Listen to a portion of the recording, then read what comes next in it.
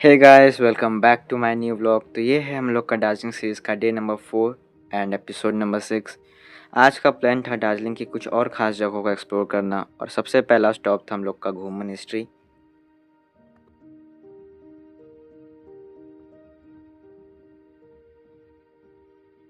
दार्जिलिंग की सड़कों पर सफ़र करते हुए कुछ ही देर में हम लोग अपनी पहली डेस्टिनेशन घूम मिनिस्ट्री पहुँच चुके हैं।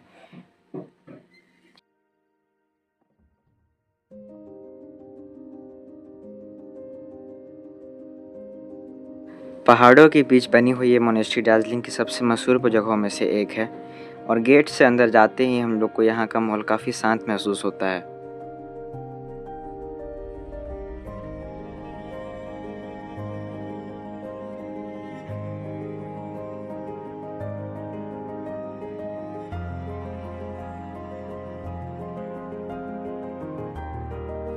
अंदर आते ही सबसे पहली नज़र पड़ती है बुद्धा जी की एक सुंदर सी मूर्ति पर।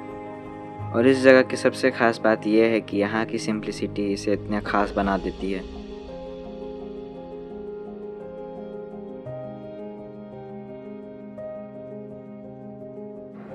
यहाँ खड़े होकर कुछ देर के लिए बाहर की भाग दौड़ से कुछ अलग महसूस होता है और शायद इसी वजह से लोग ऐसी जगहों को इतना पसंद करते हैं।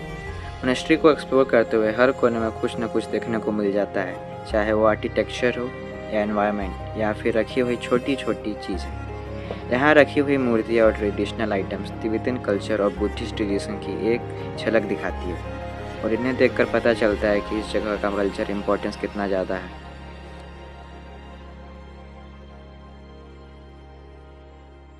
यहाँ के प्रेयर व्हील भी विजिटर के लिए काफ़ी खास माना जाता है। कई लोग आकर इसे घुमाते हैं और कुछ पल शांति से बिताते हैं। मोनेस्ट्री से बाहर निकलते ही सामने दार्जिलिंग के पहाड़ और उनके बीच से गुजरती सड़कें नज़र आती हैं और ऐसे ही व्यू दार्जिलिंग को इतना स्पेशल बना देती है। कुछ वक्त यहाँ बिताने के बाद अब वक्त था हमारे अगली डेस्टिनेशन की तरफ बढ़ने का और अगला स्टॉप भी उतना ही इंटरेस्टिंग होने वाला था।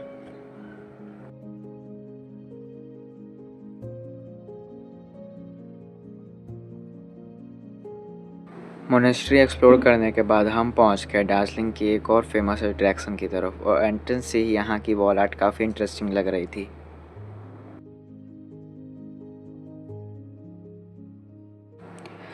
दार्जिलिंग ज़ू और हिमालयन माउंटेनियरिंग इंस्टीट्यूट एक ही कैंपस के अंदर साथ हैं और इसी वजह से यहाँ नेचर, वाइल्ड लाइफ और एडवेंचर तीनों चीज़ एक साथ देखने को मिल जाता है।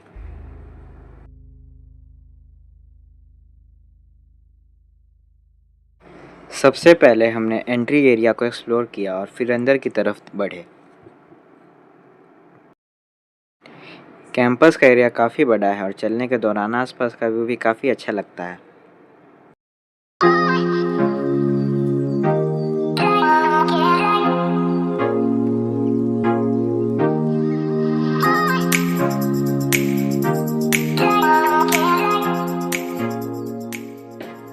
जू एक्सप्लोर करने से पहले हम पहुंच गए हिमालयन माउंटेनियरिंग इंस्टीट्यूट के पास। यह जगह भारत के माउंटेनियरिंग हिस्ट्री में काफ़ी इम्पोर्टेंट मानी जाती है।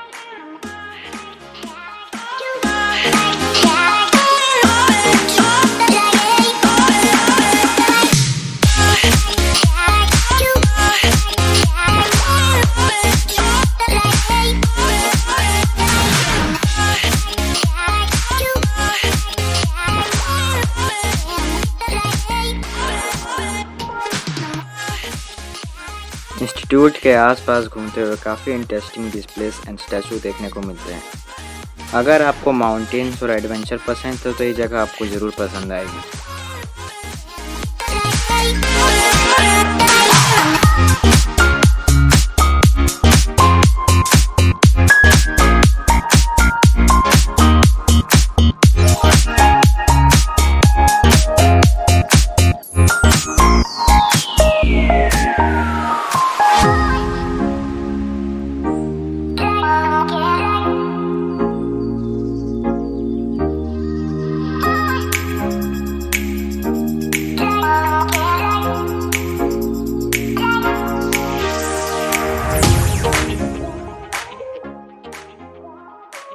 ये जगह बच्चों के लिए काफ़ी इंटरेस्टिंग है क्योंकि यहाँ काफ़ी एक्टिविटी और एडवेंचर जोन बनाए गए हैं बच्चों के लिए।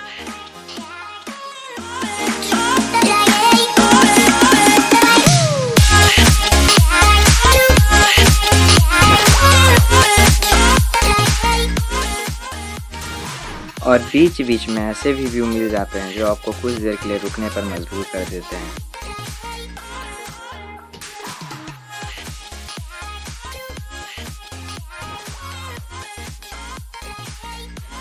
इसके बाद हम पहुंचे कैंपस के दूसरे हिस्से की तरफ, Bengal natural history museum.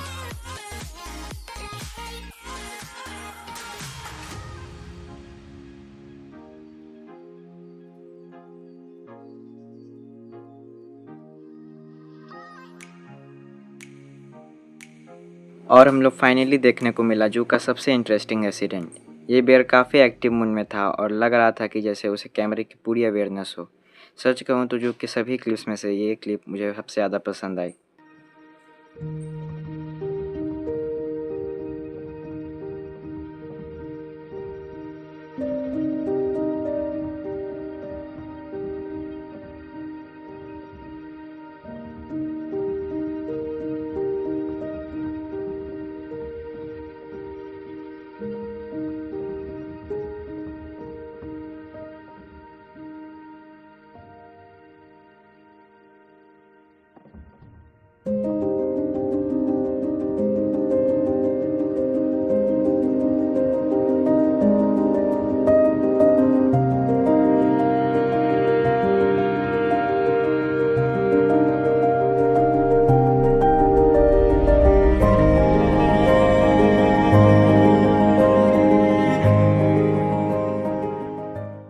Zoo में काफ़ी वक्त बिताने के बाद अब हम निकल रहे थे अपने आखिरी लोकेशन के लिए, और ये डेस्टिनेशन दार्जिलिंग की सबसे पीसफुल जगहों में से एक है।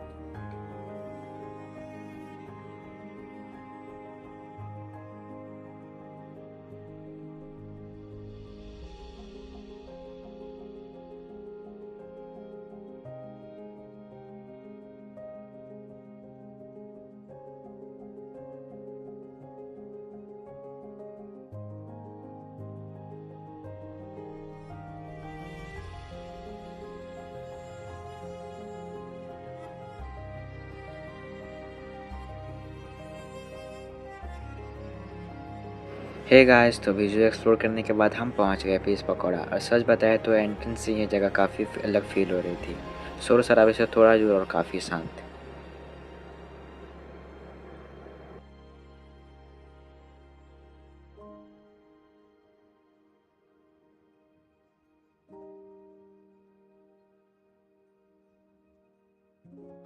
ऊपर जाते हुए हर तरफ ग्रीनरी ही ग्रीनरी थी, और धीरे धीरे पीस पकौड़ा भी नज़र आने लगा था।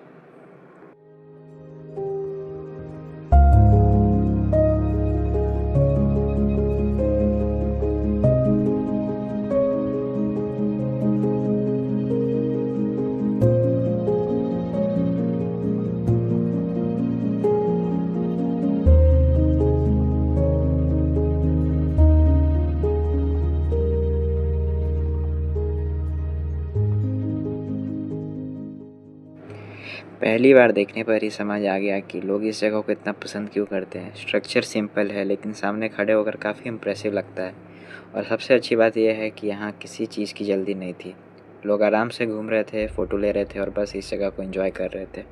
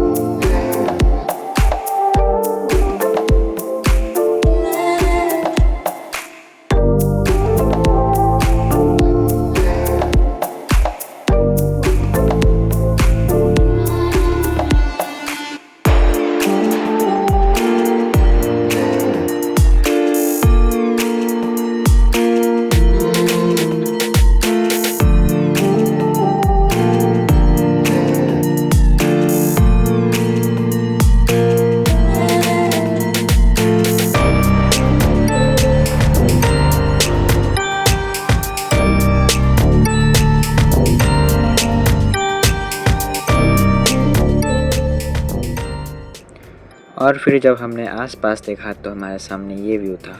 ऐसे मोमेंट्स में कैमरा चलाना आसान होता है, लेकिन उस मोमेंट को रिकॉर्ड करना काफ़ी मुश्किल।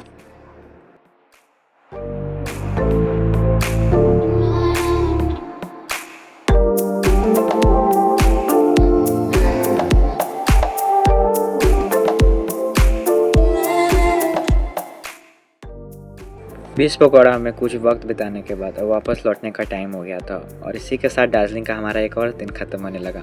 पिछले कुछ दिनों में हम दार्जिलिंग की काफ़ी सारी जगहों को एक्सप्लोर किया और हर दिन कुछ ना कुछ नया देखने को मिला।